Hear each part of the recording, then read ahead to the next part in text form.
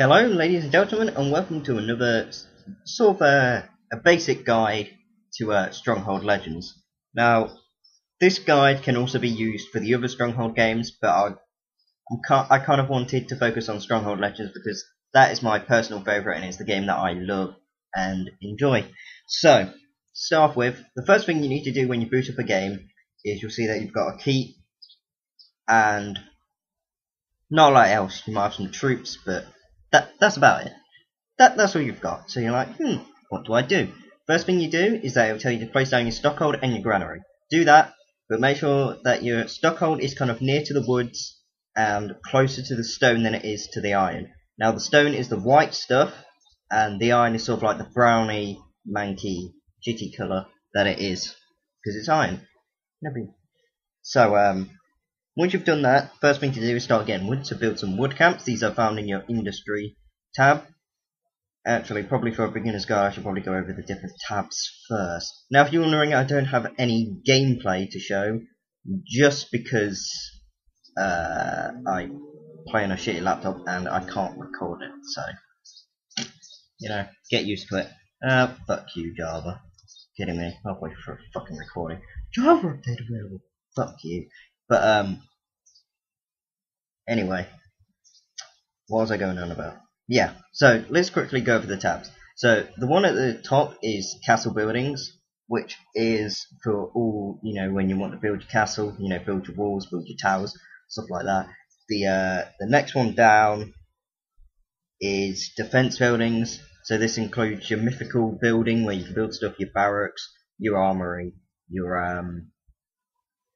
and all of that stuff. You don't really need to worry about that. First thing you need to do is go to the bottom tab, the little hammer icon, and get about 2 or 3 wood camps and then build a hovel. You need to build hovels so that your population increases. There is a cap on Stronghold Legends of 128 citizens. This is just so that you can't build like an infinite amount of buildings and fuck other players over or fuck the AI over. It kind of keeps it on fair ground. But there is probably ways to take off the pop cap if you're into sort of like editing the base code and stuff like that, or just Google it, I really suppose.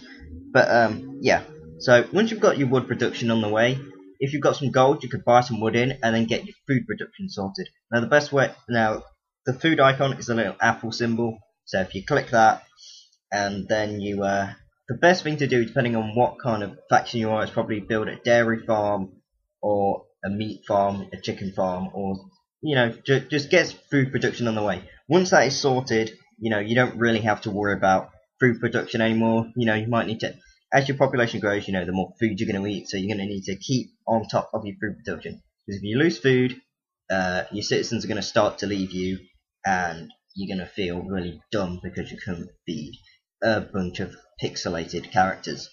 Yeah, how stupid you feel now. So that's the basics. Once you've got that, then it's probably best to start on your stone production. This is just so that you can start building your castle and defend yourself. The one thing I will say about this game is that gold is the key. Don't worry too much about weapon production and stuff like this, because basically it's better to buy the weapons in, because you can make gold a lot easier than you can the weapons, because the weapons take a lot longer to build. So buying them in is a lot better. Yeah, you see, use your head. So yeah, so stone production.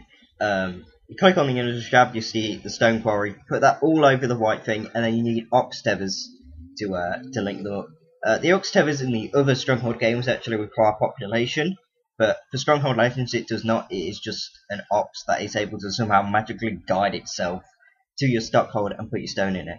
So ox tethers are required for stone and iron. They are not required for wood camps. The people will carry the wood. Haven't understand why they can't invent wheel.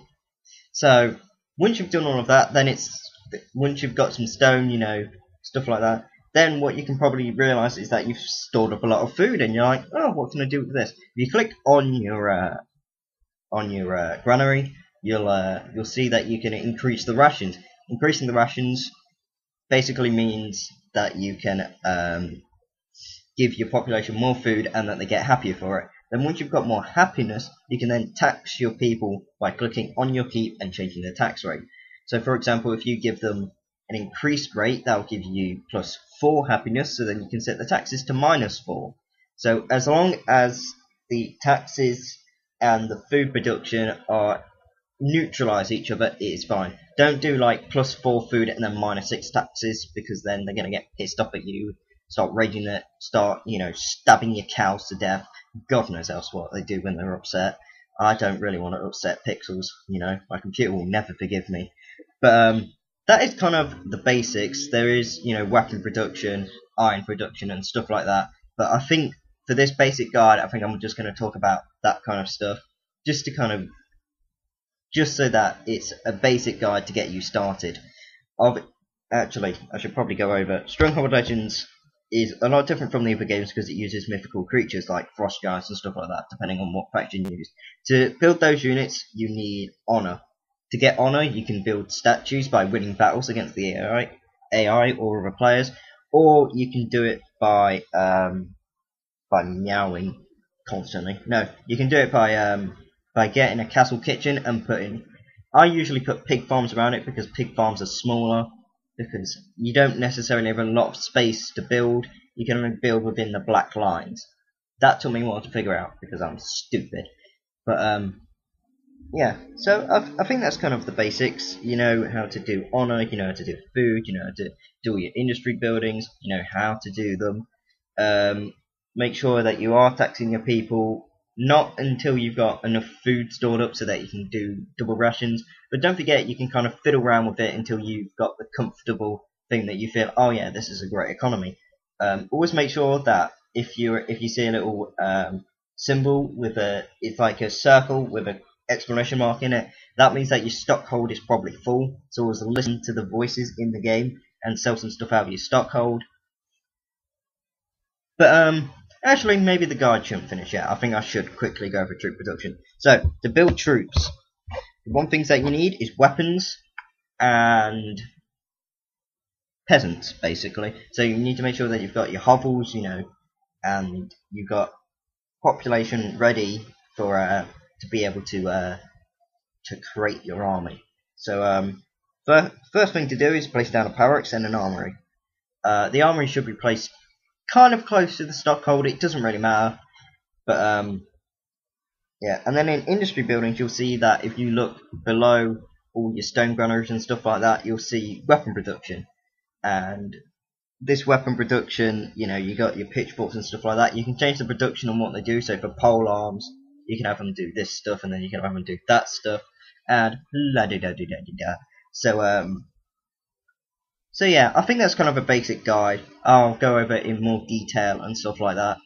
But always make sure to put down your defensive building, build up walls and stuff like that. I don't really think I need to go over that because against the easy AI, you don't really need a big castle to defend yourself. Against some of the harder opponents, you will do. But until then, I don't think you'll need it. You won't need to build your walls just yet. So hopefully you leave a comment, hopefully you leave a like, hopefully you say this has helped you. If it hasn't, what else could have I said? What do you want in the next episode? Would you like me to strip down naked and talk to you? I don't know. That's for you to put in the comments.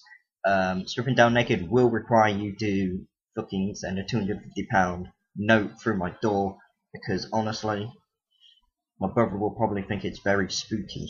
So that's the end of this. Hopefully you've enjoyed. If you haven't, you shouldn't have watched this video then. It's your own fault. Sorry about the no gameplay, but you can't have everything that you want.